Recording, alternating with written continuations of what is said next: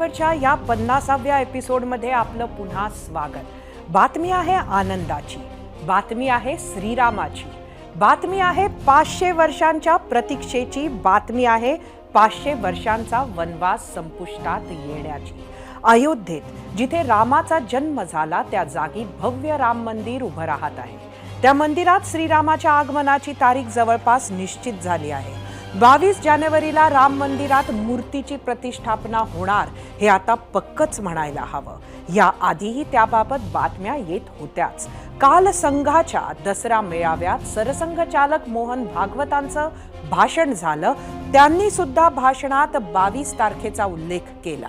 रामकृष्णाच्या भारत भूमीत मुघल सम्राट बाबरानं मुघल साम्राज्याची सुरुवात केली। त्याने 1528 साली कोट्यावधी हिंदूंच्या श्रद्धेचं आस्थेचं स्थान असलेल्या राम जन्मभूमीचा विध्वंस करून त्या साम्राज्याचा पाया रचला होता। 1669 साली त्यावर कळस चढवला बाबराचाच वंशज असलेल्या औरंगजेबानं। त्याने छत्रपती शिवरायांसहित कोट्यावधी हिंदूंचा आराध्य असलेल्या काशी विश्वेश्वराचं मंदिर पाडून तिथे मशीद उभारली होती। रामलल्लाच्या जागेवर ती भळभळती जखम जवळपास 464 वर्ष उभी होती।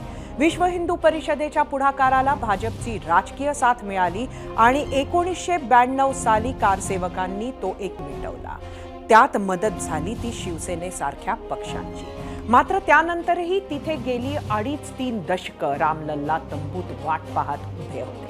दरम्यानच्या काळात प्रदीर्घ कायदेशीर लढा झाला। नरेंद्र मोदींनी केंद्रात भाजपला स्पष्ट बहुमत मिळवून दिलं। पंतप्रधान झाल्यावर राजकीय इच्छाशक्ती दाखवली आणि राम जन्मभूमीवर भव्य राम मंदिराचा मार्ग मोकळा झाला। येत्या 3 महिन्यात तिथे श्रीरामाची प्रतिष्ठापना होणार आहे। आस्थेची, श्रद्धेची, धर्माची तसंच राजकारणाची ही किनार असलेल्या याच विषयावर आम्ही विचारला होता आजचा दुसरा प्रश्न।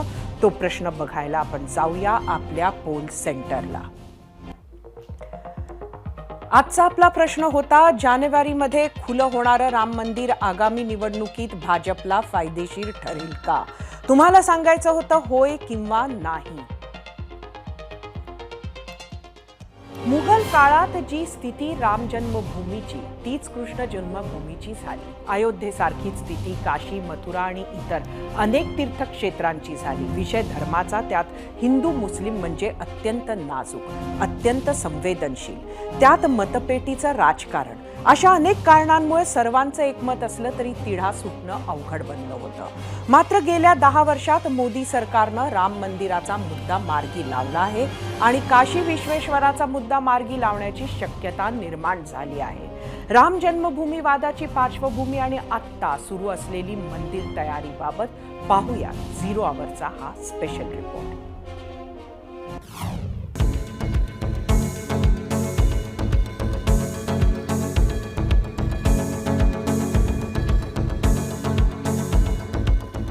काल दसरा झाला, जागोजागी रावणाचं दहन झालं। आता श्रीरामाच्या आगमनासाठी अयोध्या नगरी सज्ज होते। अयोध्येमध्ये उभ्या राहत असलेल्या भव्य राम मंदिरात जानेवारी महिन्यात श्रीरामाचं ढोलताशा आणि शंखांच्या गजरात स्वागत केलं जाईल। प्रत्येक हिंदू मनाची, प्रत्येक रामभक्ताची, प्रत्येक भारतीयाची जवळपास 500 वर्षांची प्रतीक्षा आता संपणार आहे। मूर्ति शास्त्र के ज्ञाता लोग कहते हैं कि गर्भगृह में भगवान का विग्रह खड़ा होना चाहिए। बाल सुलभ कोमलता के साथ खड़ा विग्रह लगभग 5.5 फीट का होगा। अगर सभी खंबे और दीवारों का विचार कर लें तो शायद 7000 मूर्तियां बनेंगी। मंदिर के चारों ओर राम के जीवन के 100 प्रसंग पत्थरों में उकेरे जाएंगे। 16व्या शतकात भारतात मुघल साम्राज्याची सुरुवात बाबरानं केली। बाबर हा तैमूर आणि चंगेज खानचा वंशज। त्याच्यानंतर मुघलांनी भारतीय उपखंडात 1528 ते 1761 अशी तब्बल 233 वर्ष राज्य केलं। त्यात हुमायून, अकबर, जहांगीर, शहाजहान आणि औरंगजेब या 6 पिढ्यांचा समावेश होता। मुघल प्रथांप्रमाणे बाबरानंही धर्मपरिवर्तन आणि मंदिरं पाडून त्या जागी मशिदी उभारण्यावर जोर दिला।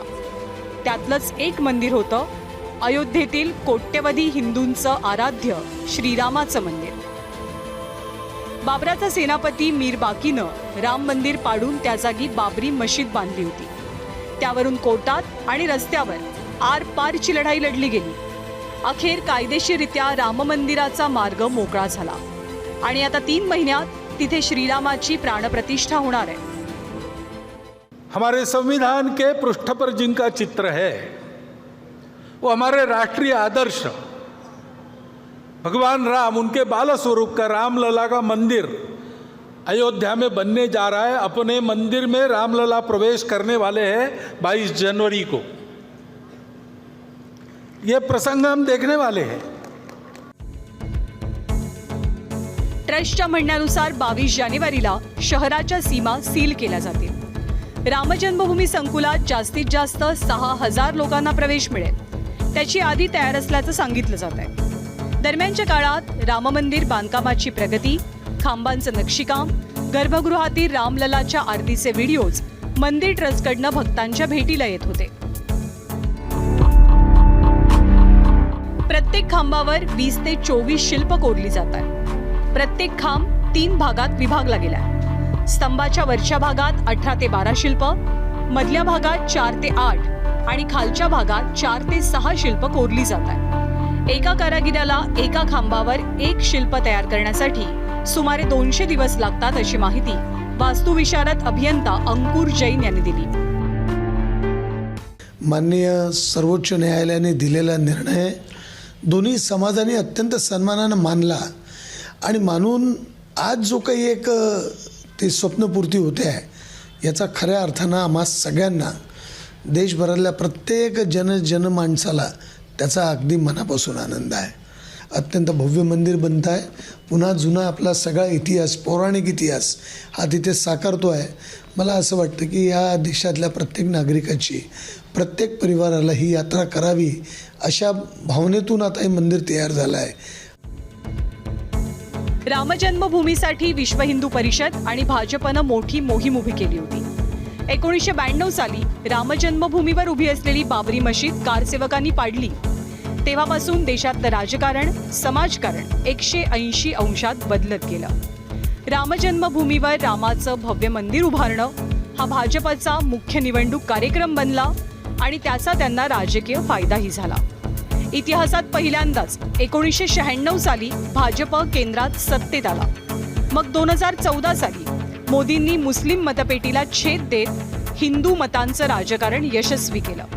सलग 2 टर्म केंद्रात पूर्ण बहुमतानं सत्ता आणली. या काळात त्यांनी जे मुद्दे मार्गी लावले त्यातला महत्त्वाचा म्हणजे अयोध्येत रामजन्मभूमीवर राम मंदिर उभारणं.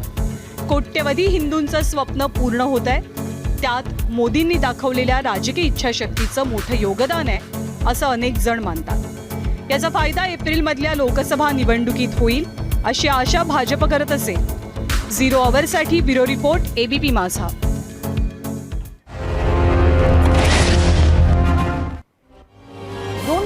नंतर राम जन्मभूमीचा लढा लॉजिकल एंडला नेण्यासाठी मोदी सरकारनं प्रयत्न सुरू केले. त्याला मुस्लिम संघटनांनीही सकारात्मक प्रतिसाद दिला. न्यायालयातही बाजू योग्य पद्धतीनं मांडली गेली. 2019 साली सर्वोच्च न्यायालयानं हिंदू पक्षकारांच्या बाजूनं निवाडा दिला. राम जन्मभूमीवर राम मंदिर उभारणीचा मार्ग मोकळा झाला. अनेक दशकांचा वाद मिटवण्यात यश आलं. राम मंदिराची तयारी जोरात सुरू झाली. आतापर्यंत 900 कोटींपेक्षा जास्त खर्च झाला आहे. संपूर्ण मंदिर आणि मंदिर परिसर विकसित करण्यासाठी किमान 1700 ते 1800 कोटी रुपये खर्च अपेक्षित आहे. यातील बहुतांश पैसा हा लोकवर्गणीतून जमा झाला आहे, हे विशेष. आणि याच विषयावर आम्ही विचारलेल्या प्रश्नावर तुम्ही दिलेल्या निवडक प्रतिक्रिया पाहूयात आणि त्यासाठी जाऊया आपल्या मीडिया सेंटरला. आजचा आपला दुसरा प्रश्न होता, जानेवारीमध्ये खुलं होणारं राम मंदिर आगामी निवडणुकीत भाजपला फायदेशीर ठरेल का? रवींद्र शिंदे यूट्यूबवर राम मंदिर झाले अभिनंदन, मतदानाचा याच्याशी संबंध जोडणे चुकीचे. देणगीदार पक्षाचे नसतात, मनातला राम वेगळाच असतो. यूट्यूबवरून विनायक घाग, आता जनता हुशार झाली आहे, अशा घोषणाबाजी करून काही उपयोग होणार नाही. यूट्यूबवरूनच रेवनाथ गायकवाड हे सरकार आणि भाजपचे नेते जनतेची दिशाभूल करत आहेत. यूट्यूबवरून प्रफुल्ल घाडगे धार्मिक भावना जर निवडणुकीचा मुद्दा होत असेल तर आपल्या देशाच्या अधोगतीला कोणीच रोखू शकणार नाही. फेसबुकवरून संघपाल खरात अजिबातच नाही, महाराष्ट्रात तर नाहीच नाही. फेसबुकवरून शंकर लाखे महाराष्ट्रात नाही ठरणार फायदेशीर, अगोदर आरक्षण द्यावे लागेल, नाहीतर निवडणुका पण होणार नाहीत. 2017च्या आधी उत्तर प्रदेशात 3 कोटी लोक पर्यटक भाविक येत होते. सध्या ती संख्या वाढून 32 कोटी पर्यटक उत्तर प्रदेशात येत आहेत, अशी माहिती मुख्यमंत्री योगी आदित्यनाथ यांनी दिली आहे. एकट्या अयोध्यात 450 होमस्टेची नोंदणी होत आहे. लवकरच ही संख्या वाढून 1,500 जाईल असंही ते म्हणाले. झिरो आवरच्या प्रेक्षकांनी राम मंदिरावरील आजच्या प्रश्नावर दिलेला कौल पाहण्यासाठी वेळ झाली आहे, त्यामुळे जाऊया आपल्या पोल सेंटरला. आजचा आपला प्रश्न होता, जानेवारीमध्ये खुलं होणारं राम मंदिर आगामी निवडणुकीत भाजपला फायदेशीर ठरेल का? 35,000 मतं यूट्यूबवर. 36% लोकांनी होय म्हटलंय, 64% लोकांनी नाही म्हटलंय. इंस्टाग्रामवर एकूण 4,000 मतं. 73% लोकांनी होय म्हटलंय, 27%नी नाही म्हटलंय. एक्सवर 49% लोकांनी होय म्हटलंय, 51%नी नाही म्हटलंय. फेसबुकवर 55% लोकांनी होय म्हटलंय, 45% लोकांनी नाही म्हटलंय. राम जन्मभूमी आंदोलनाने भाजप खऱ्या अर्थानं राष्ट्रीय पक्ष बनला.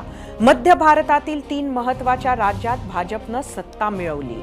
महाराष्ट्रात सुद्धा हिंदुत्वाच्या मुद्द्यावर शिवसेना आणि भाजपची युती झाली, जी पुढे 5-6 वर्षातच सत्तेतही आली आणि तब्बल 25 वर्ष टिकली.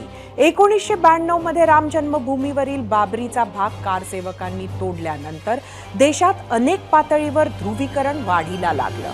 महाराष्ट्रातही हे प्रकार वाढीला लागले. महाराष्ट्राची राजधानी मुंबई तर सर्वात मोठ्या हिंदू मुस्लिम दंगलीत होरपळून निघाली. त्यातच अंडरवर्ल्ड दाऊदला हाताशी धरून केलेल्या साखळी बॉम्बस्फोटांनी दंगलीची जखम गहिरी झाली. मतांसाठी धर्माला, धर्मानं धर्माला, जातीनं जातीला, जातीनं उत्तर देण्याची सुरुवात झाली. सर्व धर्म समभावाचा मुद्दा सोयीनं आणि जोमानं वापरणं सुरू झालं. 2013 नंतर यात मोठे बदल दिसू लागले, इतका की सर्वात जुन्या काँग्रेस पक्षाला सॉफ्ट हिंदुत्वाचं धोरण स्वीकारावं लागलं. रामाचा प्रश्न जिव्हाळ्याचा मानणारा मोठा वर्ग देशात आहे. त्यामुळेच गेली 2 टर्म सर्वात जास्त खासदार असणाऱ्या उत्तर प्रदेशात 80 पैकी भाजपचे 60 ते 70 खासदार निवडून येत आहेत. 2024च्या लोकसभा निवडणुकीची आचारसंहिता लागण्याच्या काही दिवस आधी 22 जानेवारीला राम मंदिरात रामलल्ला विराजमान होणं हा मुहूर्त त्यामुळेच महत्त्वाचा ठरतो. राम मंदिराच्या परमार्थासोबत भाजपचे राजकारण सुद्धा साधेल का? जात गणनेत विखुरला जाणारा मतदार राम मंदिरासाठी हिंदू म्हणून एक राहील का? अशा अनेक प्रश्नांचं उत्तर आपण येत्या 3-4 महिन्यात शोधणार आहोत. झिरो आवरमध्ये आता वेळ झाली आहे एका छोट्या ब्रेकची. ब्रेकनंतर नाराज मुंडेंकडे दुर्लक्ष, नाराज राणेंची मनधरणी.